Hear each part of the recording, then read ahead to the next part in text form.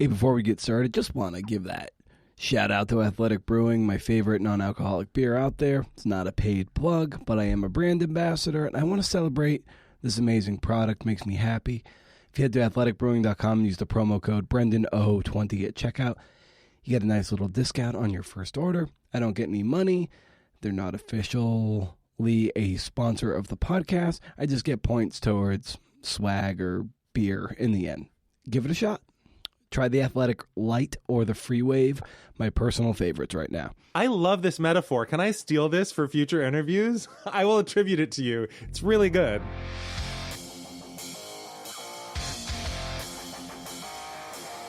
Hey, CNFers, it's CNF Pod, the creative nonfiction podcast, a show where I speak to badass people about the art and craft of telling true stories. I'm Brendan O'Mara. How's it going? Happy St. Patty's Day. I will have the Guinness. I will have a Sam Adams, because it's your cousin from Boston. The worst. Could they have at least gotten someone who does a decent Boston accent like Casey Affleck? Ari Shapiro's here. Ari is a long-time NPR reporter and host of a show you might have heard of, All Things Considered.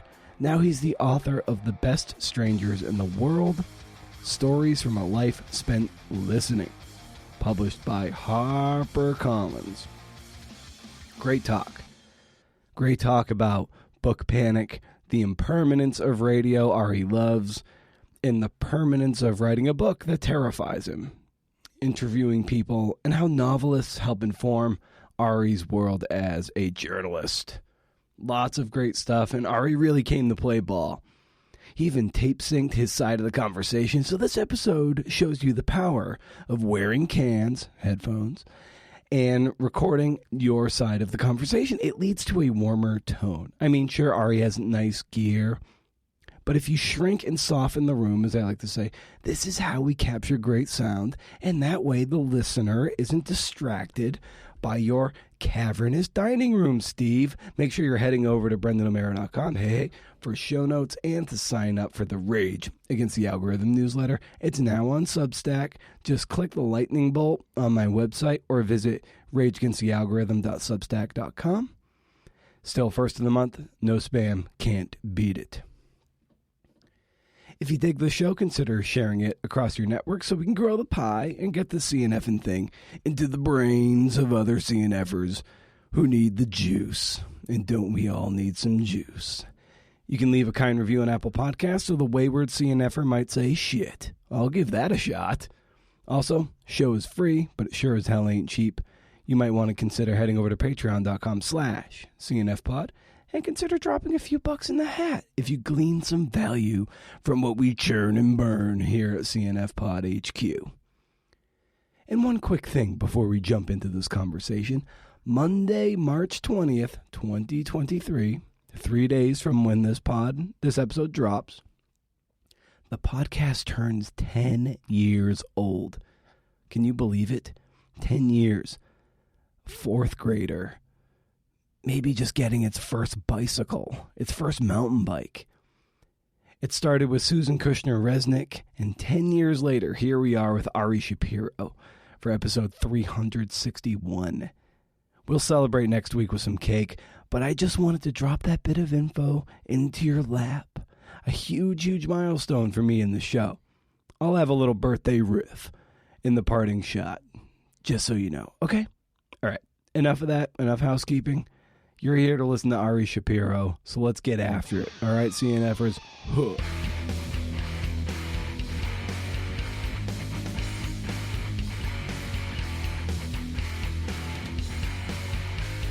I've always thought of All Things Considered as a temporary medium where I do a report and it floats off downstream and it disappears. And of course, I know there's a historical record, and if I make a mistake, that has ripples and it has an impact. But to me, it feels like a book is something that sticks around forever and stares at you as the book you wrote. And telling audio stories on the radio is something where I get to start with a clean slate every day. And if yesterday's show wasn't as good as it could have been, we have a fresh opportunity today. And if it was the best show you've ever done, well, maybe you can make it even better tomorrow. And given that the book is something that is more ossified versus the audio experience. Yes. What was that experience like for you to wrestle with? Successive waves of panic, I think, is probably the best way to describe it. And then after the manuscript was locked, just having these like nights of obsessing over the way I characterized something a person said, or a quote that I used and the context in which I framed it. And just these things that if it were a radio story, I might think about it for a day or two, and then the radio story airs and you see how it lands and you move on to the next one. As you know, the timeline on a book is like years. And for a significant chunk of that, the book is locked and there's nothing you can do. And there's all of this for me anyway. And by the way, I don't tend to be an anxious person. I don't tend to be a particularly obsessive person. But for me, there's all this kind of free-floating anxiety about having tried this new form of expression for me, a new form of writing for me, putting myself out there in a way I've never put myself out there before. And so all of that free-floating worry ends up zeroing in on one tiny detail that I can do nothing about at this point. And those tiny details change over time, but there's always something. I can totally relate to the I feel panic. like I'm in therapy right now. Was that your experience as a writer? Am I alone in this? Oh, the panic is so real, and it's I right now, and given that you spent the predominant years of your coming of age and growing up in Oregon, I'm writing a biography now set to come out in 2025 of Steve Prefontaine. Oh, wow. And right now, like, the book deal just went through like 3 weeks ago, and like, congratulations. thank you very much. And but it's like the middle of the night panics of like, am I going to be able to stick the landing? Can I get the right people to talk to me? And the people who have talked and feel burned or whatever. It's like, how do I get that trust? Can I get that trust? Is it going to be a thin biography? But I want this thing to be chunky and big. And it's like, and those are the things that keep me up at night. I think back to the successive waves of fears, where the first wave of fear was, I'm just not going to be able to reach the word count. I'm going to run out of things to say, and I'm not going to be able to fulfill the contract. That was the first fear. The second fear was that my editor would see what I had written and say, actually, we've changed our minds. This is garbage. The third fear was that the public would say, oh, actually, this is garbage. It's like you have all of these waves of, but by the time you get to like the third, fourth, fifth, you realize that fears number 1 and 2 were unfounded. So maybe fear number 3 is also unfounded. And maybe fear number 4 is just your sort of like lizard brain overreacting. And then you realize that the more you have conversations of this nature, no matter how far along you are in your career, or no matter how far along Michael Lewis is in his career or whatever, you realize that everyone at every level is kind of experiencing the same level of panic, and you're like, okay, this is normal, actually. Well, it's funny because I'm such a novice, newcomer, beginner when it comes to writing books, but I have more than 20 years of experience of writing radio stories. And so when I sit down to write a radio story, and I have a pile of transcripts that I've highlighted, and, in my notebook, I've sketched out all the scenes, and I'm staring at this blank document on my screen, and thinking, I don't actually know if I can turn all of these ingredients into a cake, all of these, elements into a radio piece. As a radio reporter, I can say to myself, oh, I feel this way every time. I've always felt this way for more than 20 years. This is a part of the process. Let's just move through it. But as a book author, I'm still so new to this that I actually think, maybe this is something that I'm not good at. Maybe this is something that I can't accomplish. Maybe this is something that I'm not cut out for. And given that, your stock and trade is in audio, and it's, a lot of, like, say, musicians or painters, or let's say painters, they can see things that maybe other people don't see. And musicians might, and you can also attest to that as well, that you might hear things that non-musicians don't hear. And so since you work in audio, and there's a lot of audio around us, be it in radio or a lot of people like myself with podcasts, what are certain things that you hear because your ear is so trained that a lot of other people might miss?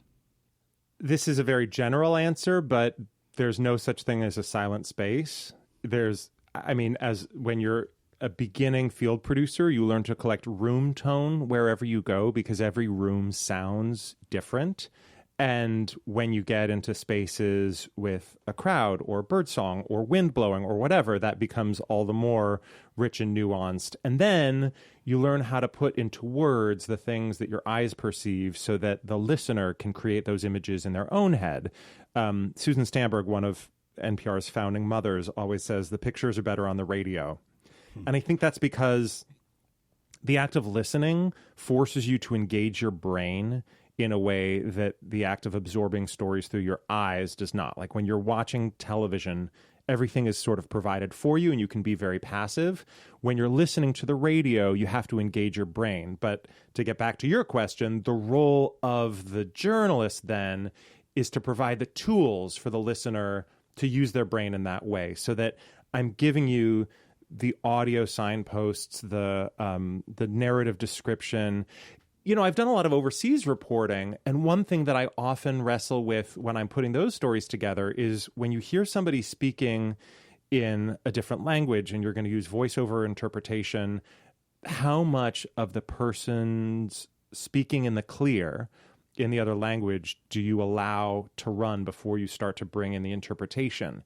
Because so much is carried in a speaker's tone of voice, in the way that they are saying things. And, you know, to give one specific example that has nothing to do with a foreign language, but just to do with tone of voice, as we record this, the New York Times recently ran a profile of the great Indian cookbook writer Raghavan Iyer. And shortly after that profile published, I had an interview with him scheduled. And it's a really powerful, complicated time to talk to him because he's in the final stages of cancer and expects not only that this will be his last book, but that it will be sort of his last, you know, round of interviews. And so people are talking to him about the sweep of his life and his legacy and what he leaves behind and how he's thinking about the end. And I absolutely adore Kim Severson, who wrote the New York Times profile of him.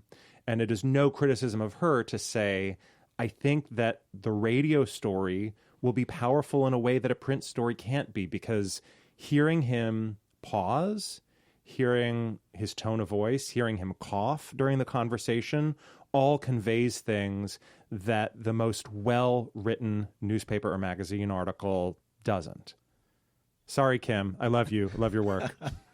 Well, that gets to the point about, you know, interviewing as a skill and the degree to which you do prep beforehand versus leaving yourself open to discovery. So what's the calculus for you in terms of the preparation of being able to conduct the interview versus, you know, totally leaving yourself open to whatever your guest is talking about?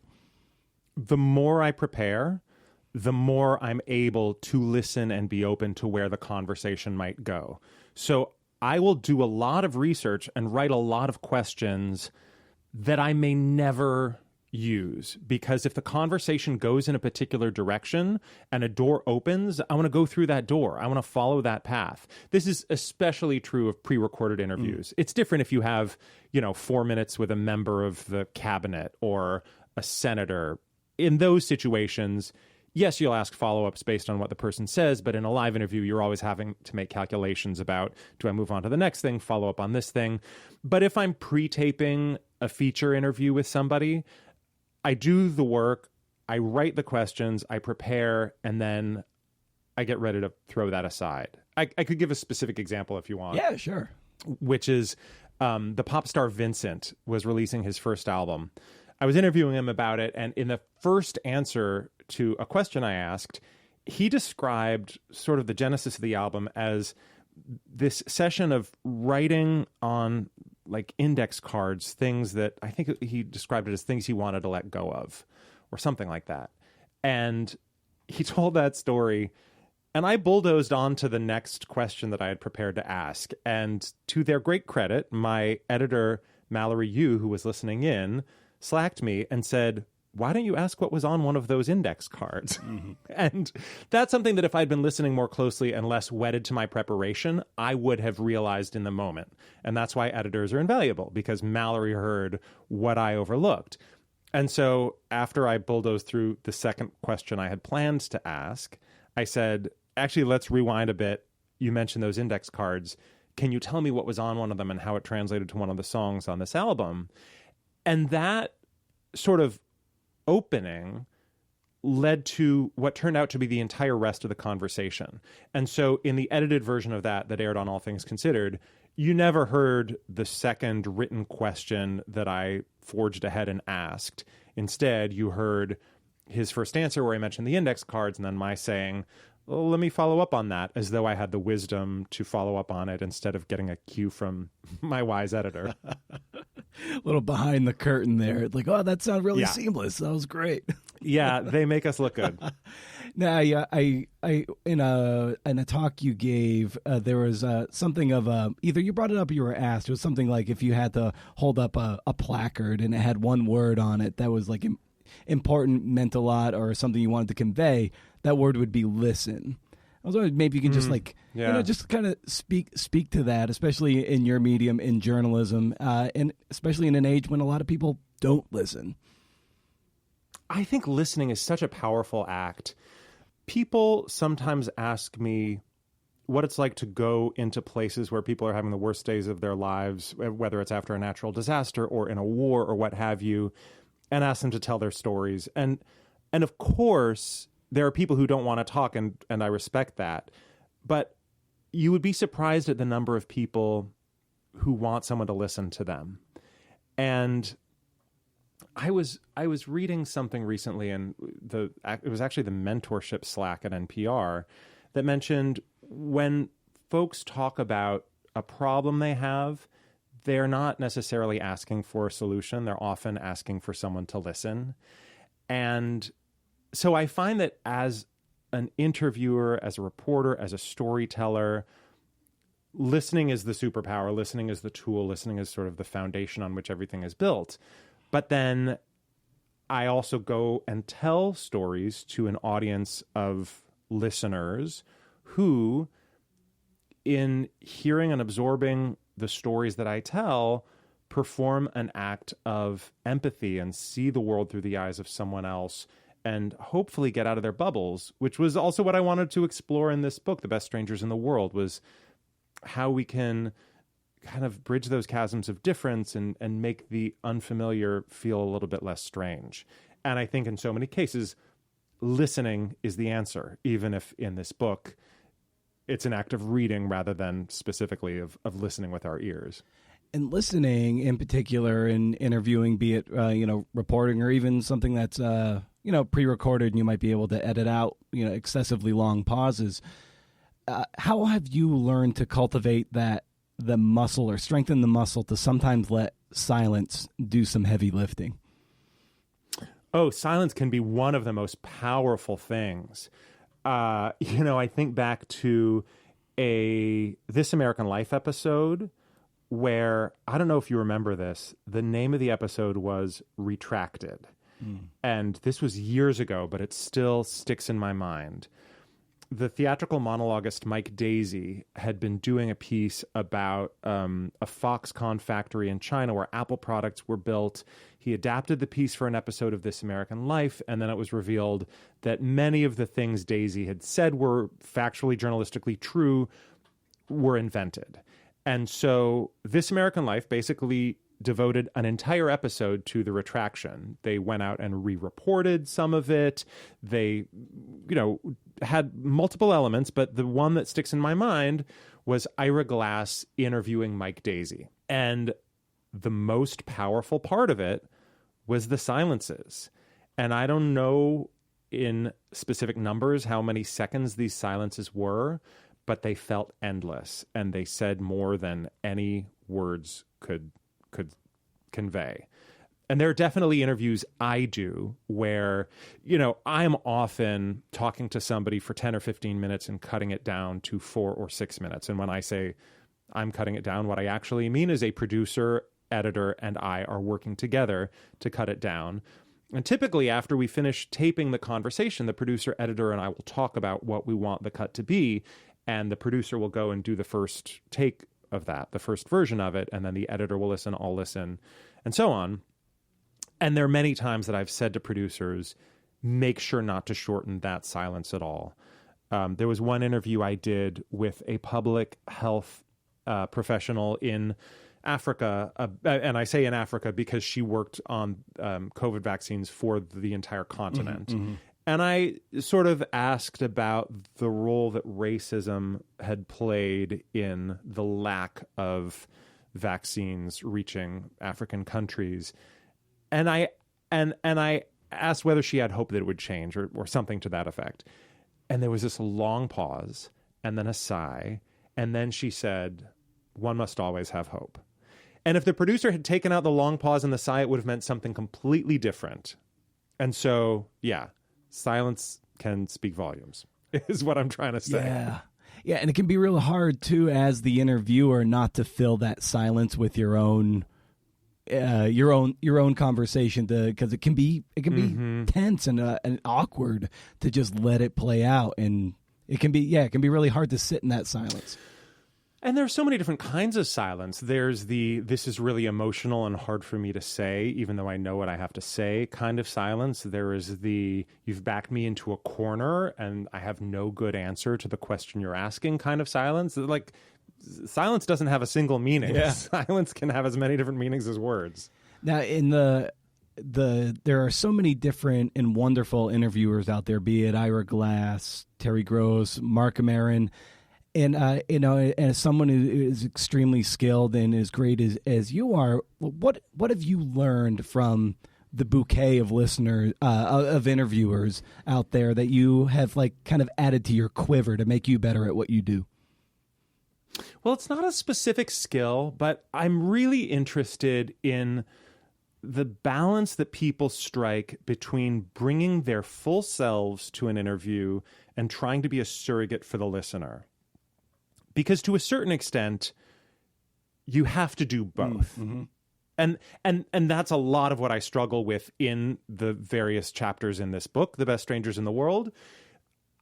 I want to show up with my lived experience, with my history, with the person I am, but the conversation is not about my lived experience. It's not about my history. It's not about the person I am. And so I'm interested in when an interviewer approaches something as a fan, as a skeptic, as a critic, as a non-believer, and when an interviewer approaches something as, like an AI, the algorithmic version of the best question that anyone in that situation could ask.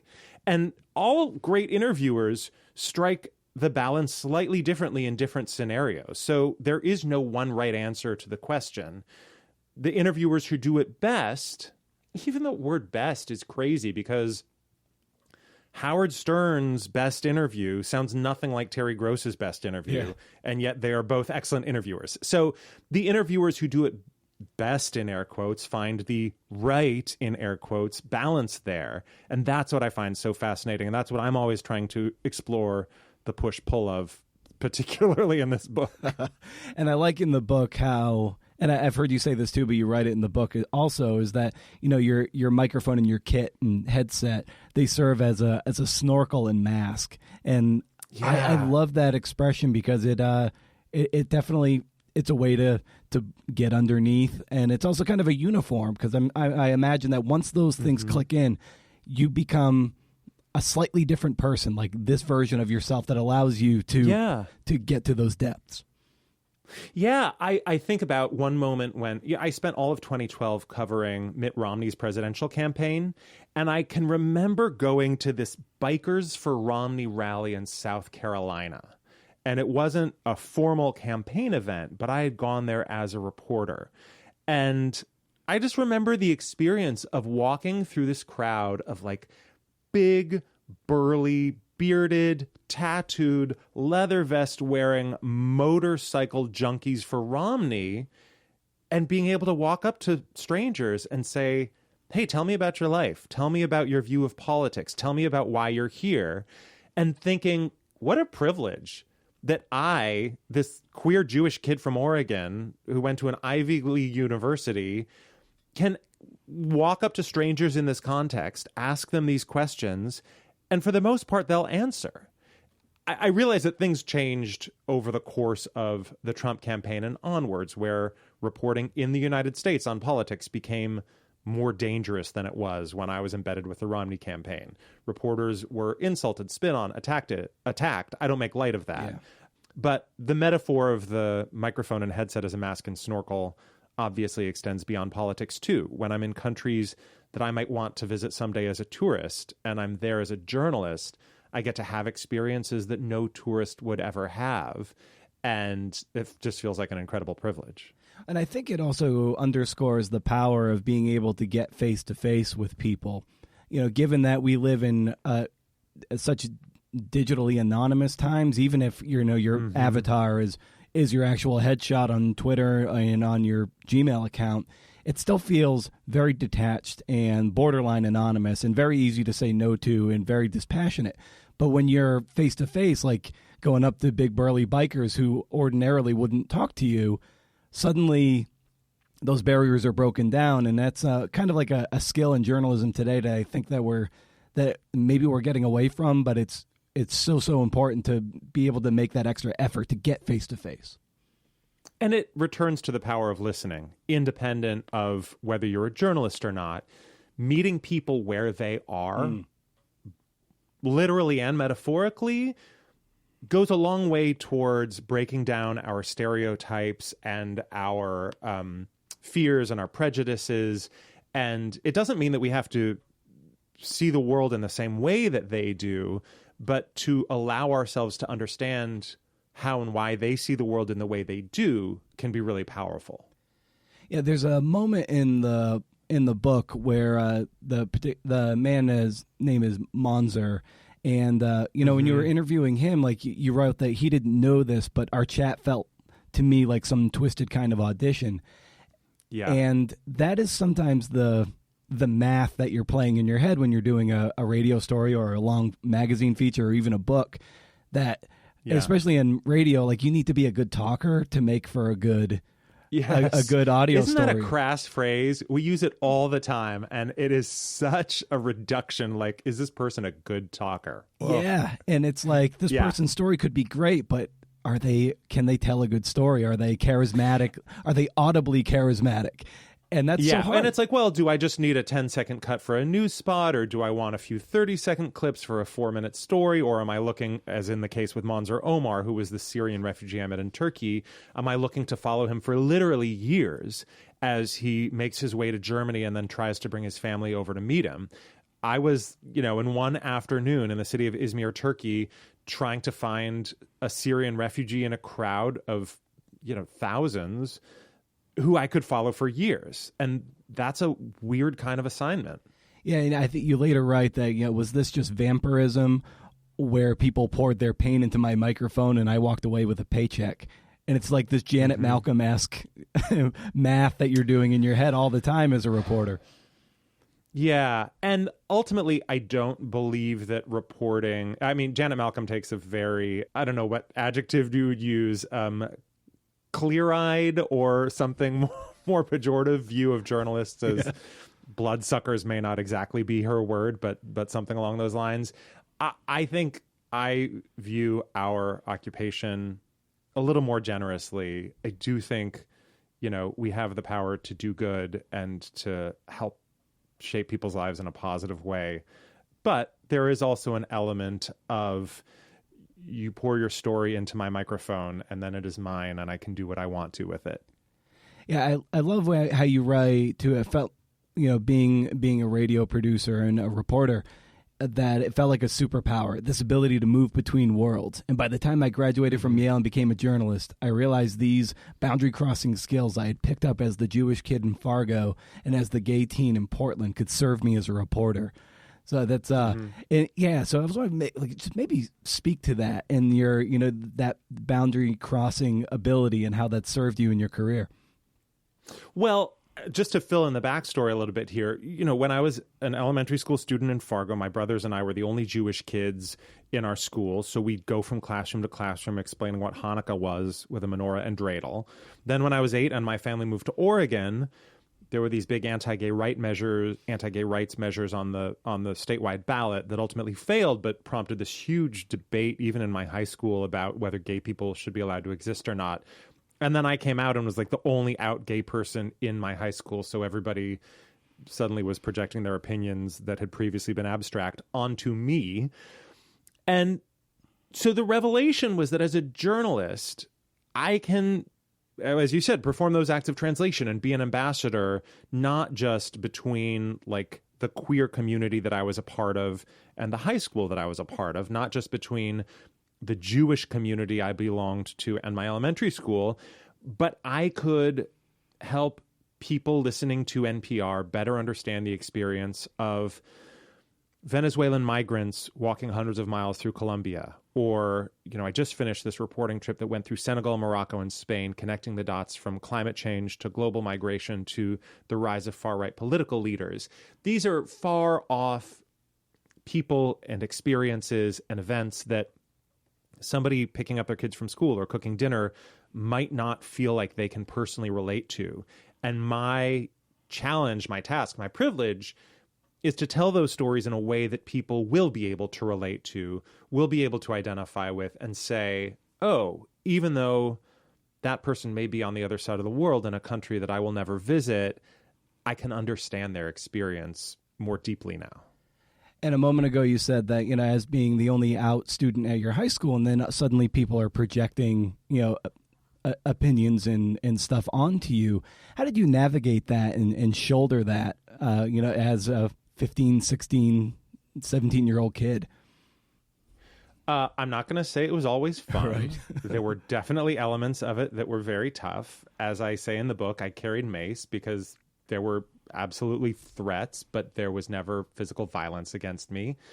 But as I say, I figured the best way to drown out the whisper campaign was with a bullhorn. And so I plastered my locker with postcards of hunky men. I pinned a pink triangle pin to my backpack. I came to school in drag for Halloween my senior year.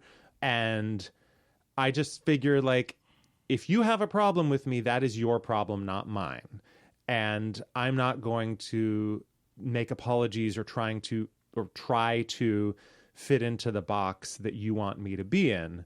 And so I was a little bit out there, but I also, at the same time, I was like taking AP courses and I was doing Science Olympiad and I was like a very studious student. And so I wasn't just some queer rebel renegade who was going to the all ages gay clubs on the weekend, although I was that too. It was that sort of magic trick of straddling the two worlds. I love how you tie in a lot of like fiction and literature. I'll get to that in a moment. But you were an English major when you went to Yale, and so naturally you're immersed in writing and reading things critically. So, in what ways did being an English major then, and not knowing quite what you were going to do when you graduated, inform the young adult and the reporter you would become? I always say that the best thing a liberal arts education can give you is the ability to read, write, and think. Whether you are majoring in history, political science, philosophy, English, or psychology, or whatever, studying the liberal arts will teach you how to read a complicated text, whatever that text may be, write clearly and thoughtfully about what is significant in it, and think carefully about the content. I should probably say read, think, and write, because that's the order that it goes in, but read, write, and think sounds better. And so, as a journalist, I'm taking the skills I gained as an English major, reading, writing, and thinking about Shakespeare or Chaucer or what have you, and I'm applying them to Supreme Court opinions or the January 6th report or whatever, the Robert Mueller investigation. But the fundamental building blocks, the reading, the writing, and thinking, those are skills that I learned by studying literature, which I think it's important to say, I could just as easily have learned by studying Plato or the founding documents of the United States or whatever other text I might have chosen to study as an undergrad. Yeah, there's a moment in the book, too, where you said the Spanish author Javier Cercas, he told you that probably you are on the radio because you want to be loved. And how true is that? That's the other part of the answer to your question about what was it like being the only out gay kid at school, is that, like, yeah, there were challenges, but I also have never shied away from attention, and suddenly everybody was paying attention to me. So, you know. Yeah, and then, you write to the conversations that help you see the world most clearly are not necessarily researchers, policymakers, or so-called experts. It's or what journalists call crassly newsmakers. It's writers, that artists and especially writers. So how important are novelists and fiction writers to to how you see the world and how it frames your journalism too? Oh, hugely important. And the chapter that I wrote in the book specifically is about fiction, but I think it could just as easily have been about theater or music or other art forms. I think what artists do that is so crucial is they reflect the world back to us and help us see it more clearly. And so, yes, the arts can be an escape, but particularly in the newsroom, I find that so often people treat the arts as kind of dessert. Like, you have the appetizer, the main dish, the soup, the salad, and then, you get a little treat at the end, a conversation with a musician or an author or a playwright or a filmmaker, whatever the case may be. But to me, those conversations are meaning making. Those conversations show us how to make sense of everything else that we're talking about in other parts of the show. And so in that respect, they're absolutely crucial. Yeah, the artists of that nature metabolize the information in such a way, and they make it like... That's such a good verb. That is the perfect way to describe it. Sorry, didn't mean to interrupt you. Go on. Yeah, and it kind of it's a way to it gets into the bloodstream a bit better through that semi-permeable membranes in our body, and it just... I love this metaphor. Can I steal this for future interviews? I will attribute it to you. It's really good. Absolutely. I'm happy to play some small part. So, but I love that idea that is, I think it frames it in such a way that it that it really does just get into our bloodstream a bit better. And be it Jonathan Safran Foer writing about 9/11, like, books rarely make me cry just because it's kind of hard. There's no musical score, but his 9/11 book, it's just like I was bawling at the end. Extremely loud and incredibly close. Yeah. The example that I often reach for is N.K. Jemisin, the science fiction fantasy writer who was the first Black woman to win the Hugo Award for Best Novel, and then the first author ever to win that award 3 years in a row for her Broken Earth trilogy. And when I interviewed her about the trilogy, I asked why she wanted to write about apocalypse, like the end of the world. And she told me that she's interested in when we consider apocalypse to have begun, because what some people consider apocalypse is just the baseline that other people have been experiencing for a very long time. I think about that all the time in my journalism, because when we in the United States, in our bubble of privilege, experience whatever the case may be, environmental destruction or pandemic or protests over racial justice, I realize that what suddenly seems apocalyptic to me is a reality that others have been living in for a very long time. And it's N.K. Jemisin, a science fiction fantasy writer, who illuminated that for me. You were, talking sort of at the beginning of our conversation, we were talking about, just writing this book and the sort of the panic around certain aspects of the whole process. And for years and years and years, you've been obviously writing every day, but you're writing for the ear. And this time you're writing for the page. In what ways did those each manifest? How did you wrestle with the skill of doing one versus the other? So many NPR people come from print and they have to learn how to write for the ear after having been trained to write for the eye. I had never done journalism in college, and I started at NPR as an intern right out of college. So I've really only learned how to write for the ear. I mean, ever since school, obviously. And so I had to relearn the skills of writing for the eye, which means, and typically this would happen over the course of several drafts, where I would first write a chapter and it would come out kind of the way I would write it for a radio story, which is to say, a little more skeletal, a little more bare bones, very short, very declarative sentences, maybe sentence fragments, no subordinate clauses, no winding, indirect, serpentine narration that loops back around to something you said at the beginning of the paragraph. So I would do a first draft that might sound like a radio script. And then I would go back in and try to kind of take off those shackles, although they don't feel like shackles when I'm writing for the radio. Yeah. And give myself permission to sort of overwrite and dig a little more deeply into narration, speculation, wordiness, allow myself to be a little more convoluted. And then maybe I would pull back the throttle a little bit. And here's where I have to thank my editor, Rakesh Satyal, who really taught me these skills in real time as I was writing the book. But yeah, it was a process. And to this point, I'm not entirely sure that this reading experience feels like a book rather than a radio script. I think it does, but it's been interesting that some of the early reviews have said like, oh, it's very much his voice. You can hear him saying that. And I wonder if that also means the style of writing is perhaps a little more conversational. Because, as you know, that's the goal when you're writing for the ear, is you're writing the way people talk. So I don't know. I have no perspective on that. I need some outside perspective. I remember when I spoke with the SESM author Chuck Klosterman a few years ago, and he's someone who's got a very distinctive audible voice. The way he talks and it has his inflection and the way he thinks and talks, it's great. And he's done a ton of interviews over the years, and he was telling me too, he's like, sometimes I wish I had never done any audio at all.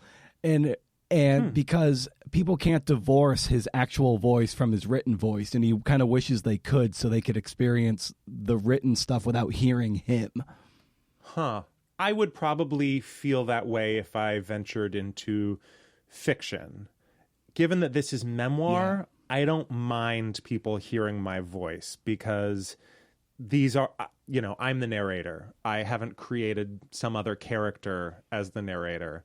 But if I were working in a different genre, I could imagine feeling that way.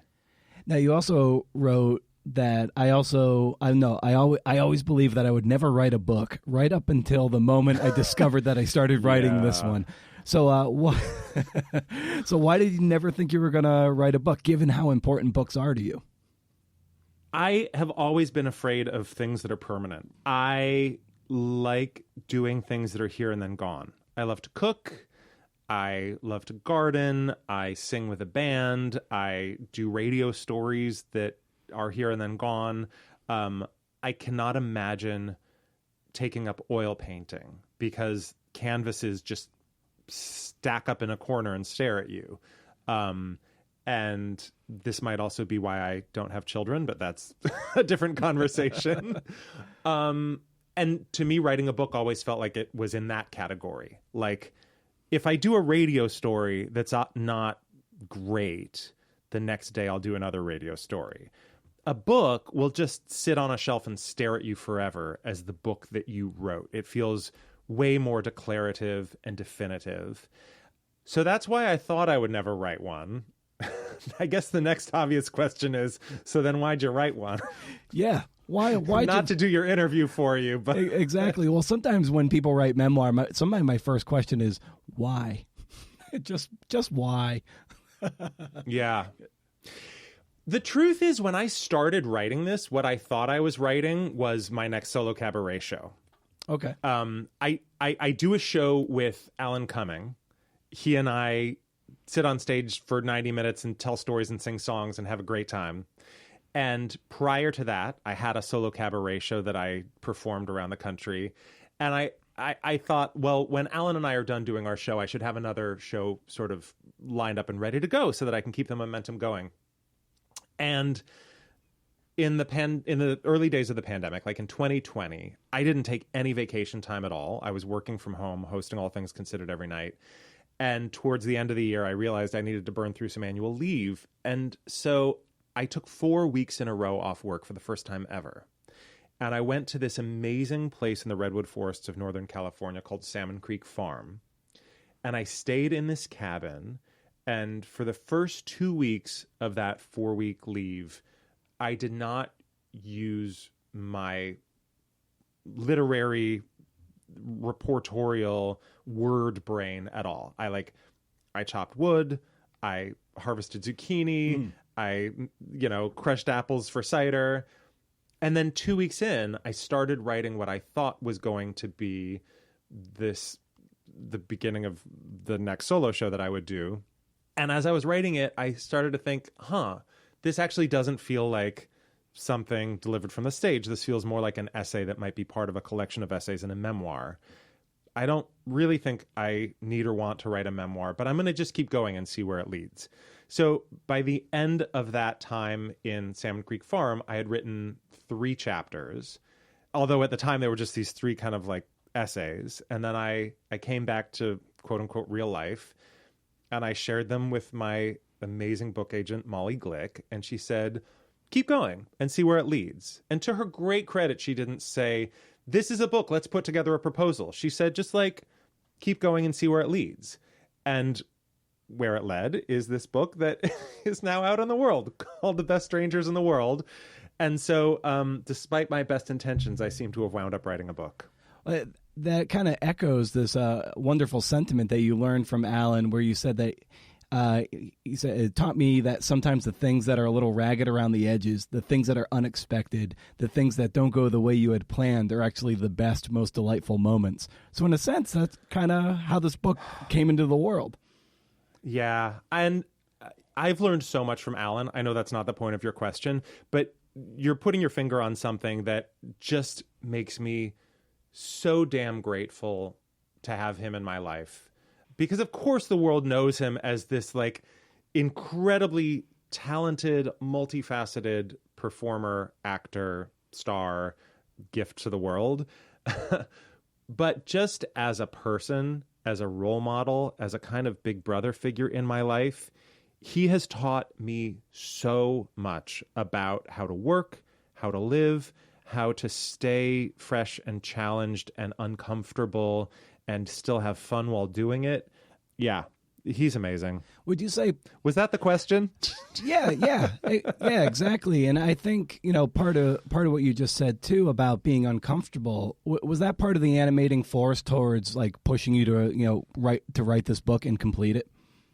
Completely.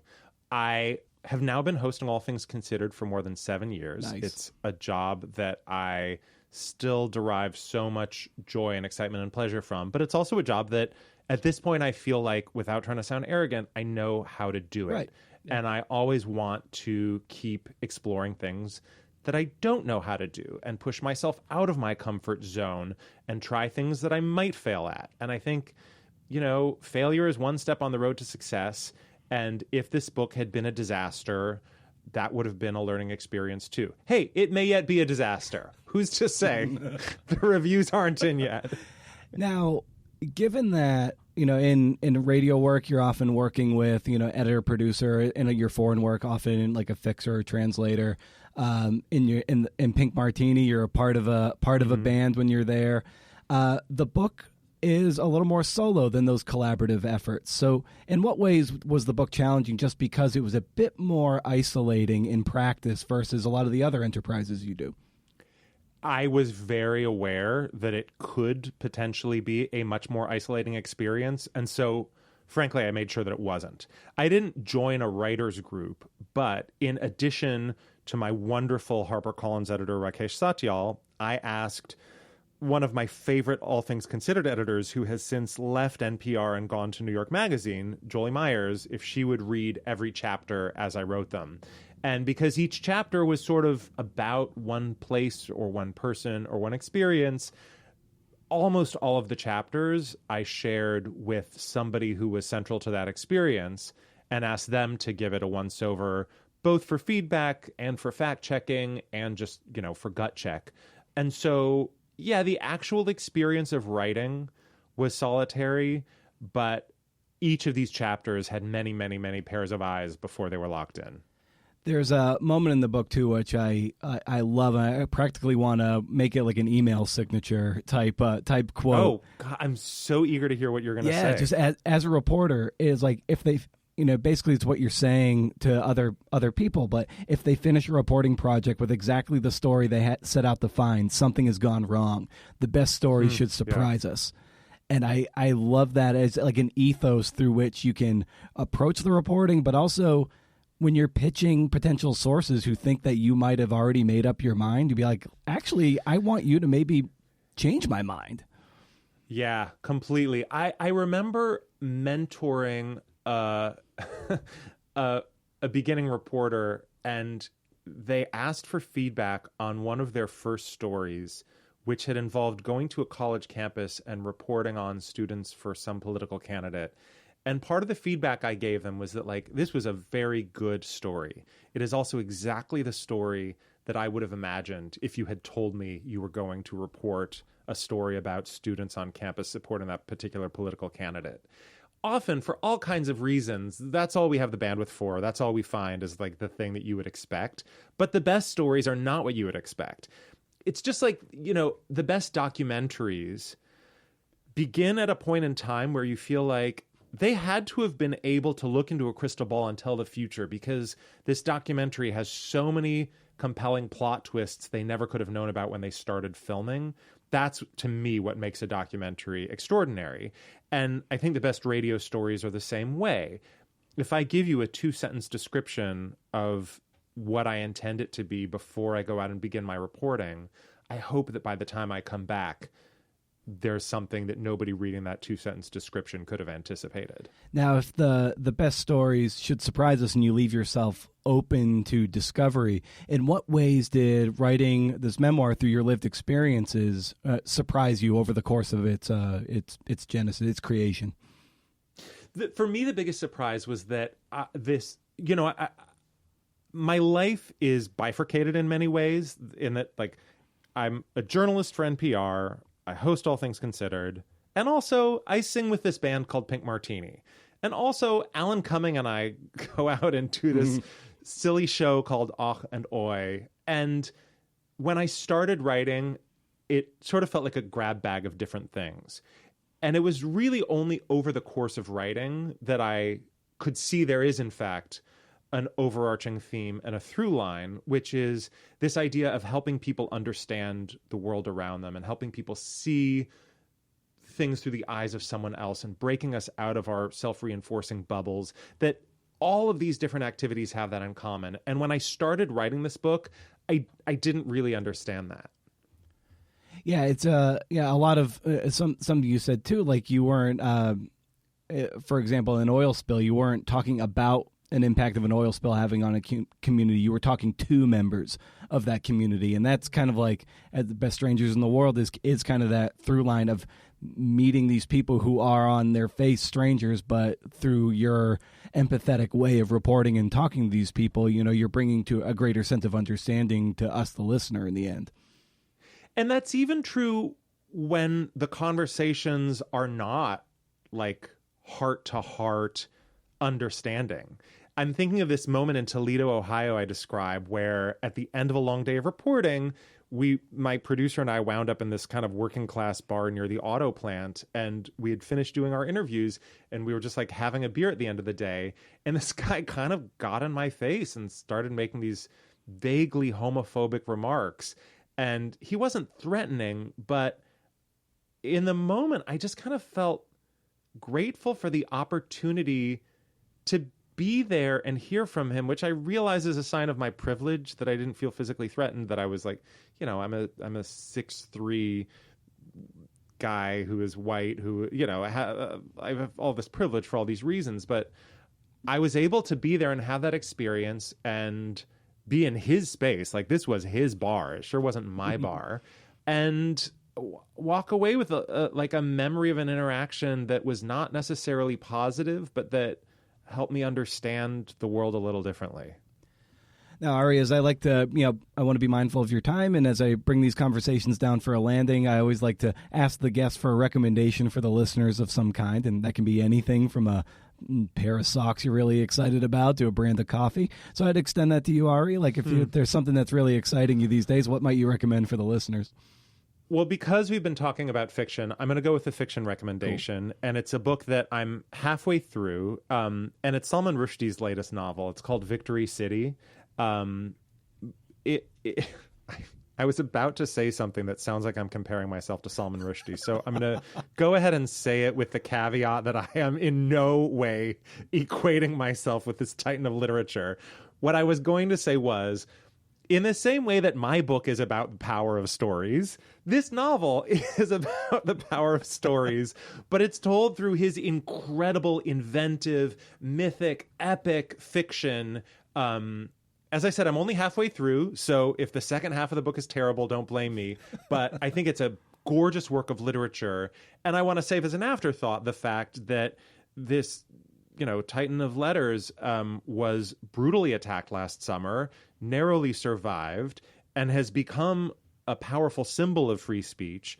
But I think it's important to read this book, not because the author is a symbol, but because the literature itself is so rich and valuable and compelling and eye-opening. So that's my recommendation. Excellent. And I haven't read David Remnick's recent profile of him yet, but I'd probably recommend reading the recent profile of Salman Rushdie in the New Yorker. It came out like a week or two ago. That's worth reading. So in any case, Ari, well, my God, thank you for carving out the time to do this. Thank you so much for the work you do on the radio and especially what you've done with this wonderful memoir of yours. So thanks so much for coming on the show and talking shop. I've had a great time. Thank you for having me.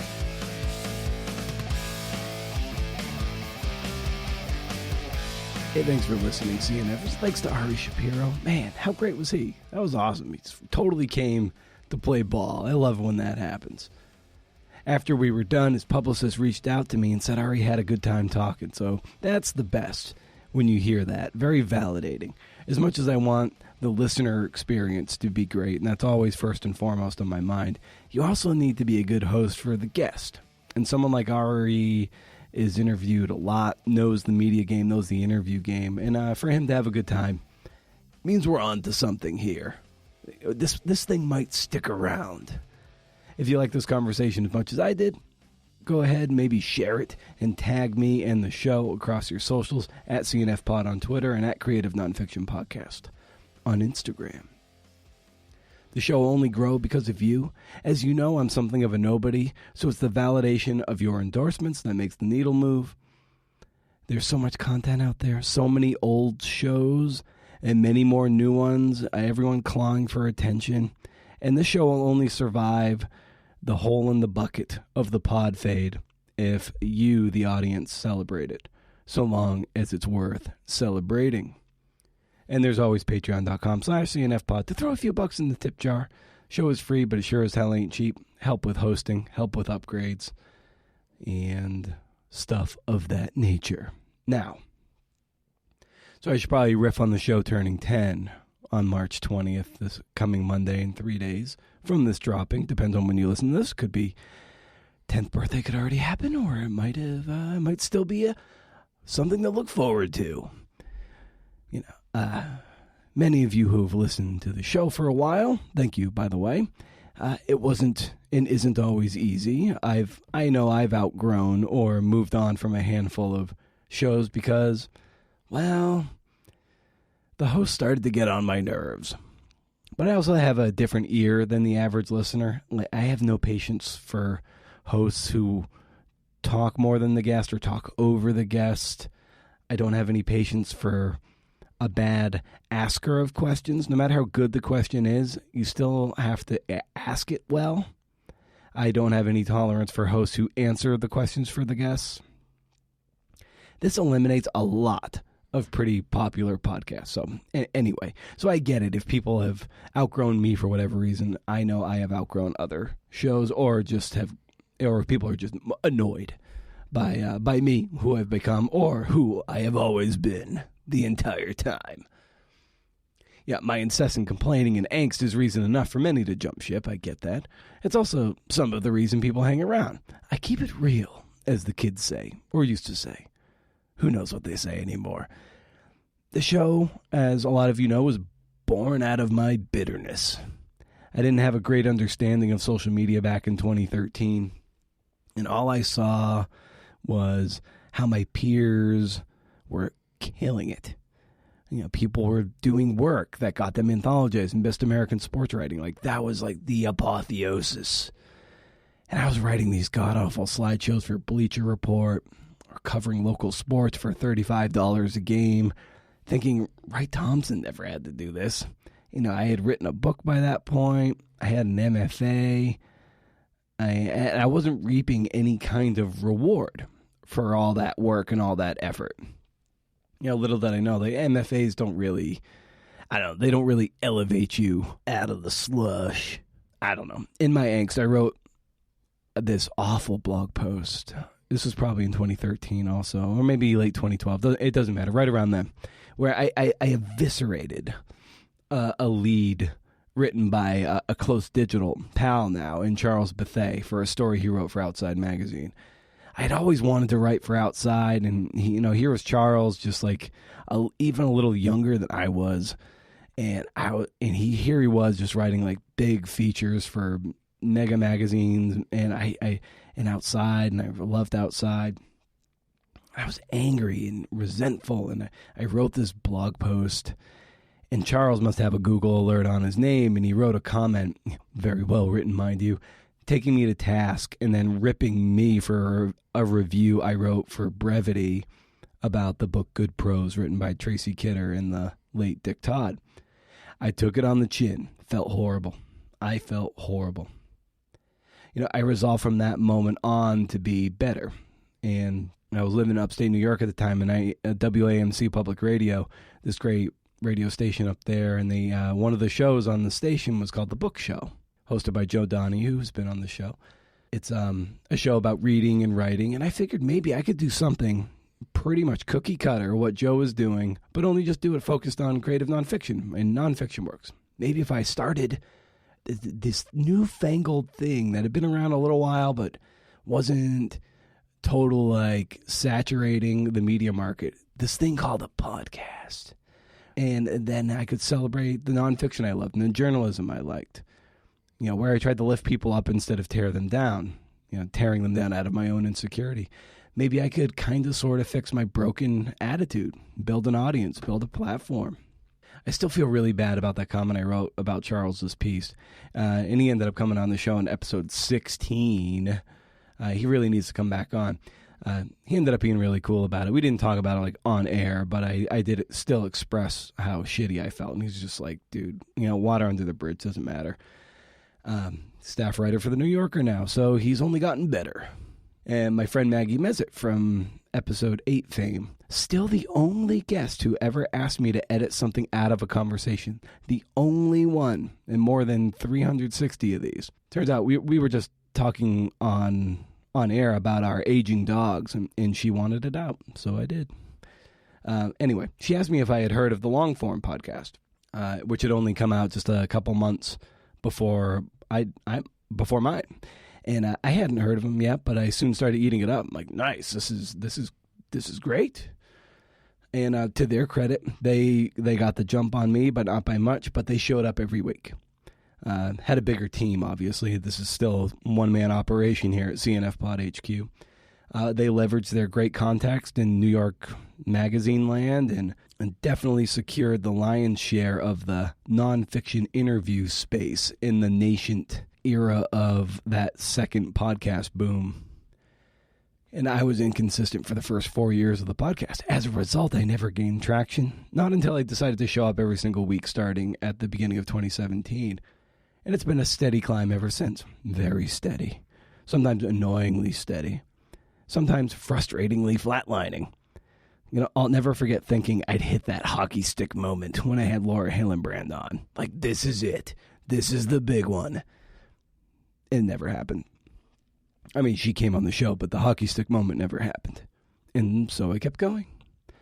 And I'll never forget my first big guest, and it was Glenn Stout, series editor at the time of Best American Sports Writing, and he had he was working on The Selling of the Babe, about Babe Ruth, and he's had A Young Woman in the Sea had been out. He's just had a billion books. He was the His first visit, episode 14. And like I said, one of those first name guests that you could recognize. And it gave the show a little early validation. And you slowly start to level up. You find your voice, you grow, you improve, and you ask publicists that you've reached out to if they have any other nonfiction authors in their stable. Should they have them? Send them my way, pitch them my way. Can't guarantee I'll get them on the show, but who knows? And soon enough, you start getting a dozen pitches in your inbox every week. People with new books out. And you try to keep people happy, but you can't read that many, and you only publish once a week. Some people are not going to be happy. But you try. Do your best. And you look to book headliners, the big fonts on the concert posters to the festival, so other people might give the smaller fonts some stage time. Oh, I was so nervous before I had Glenn on for the first time. And now I rarely get nervous, anxious, but not really nervous. You always want to grow the show. It's how you actually maybe make a happy buck. But it's also how you inspire more people, make people less alone, make them feel less alone. It's how you become more attractive to publishers and agents. But it's when you surrender to enough that freedom really sets in. What if you have enough? What if the audience is already big enough? Now just serve the shit out of those people who have stuck around, and the hope is they'll spread the word, feel in on the journey. And ironically, I think this is how the show will grow. And that's where we're at on this 10th birthday. There's a sheet cake in the break room. Help yourself. And stay wild, CNFers. If you can do, interview. See ya.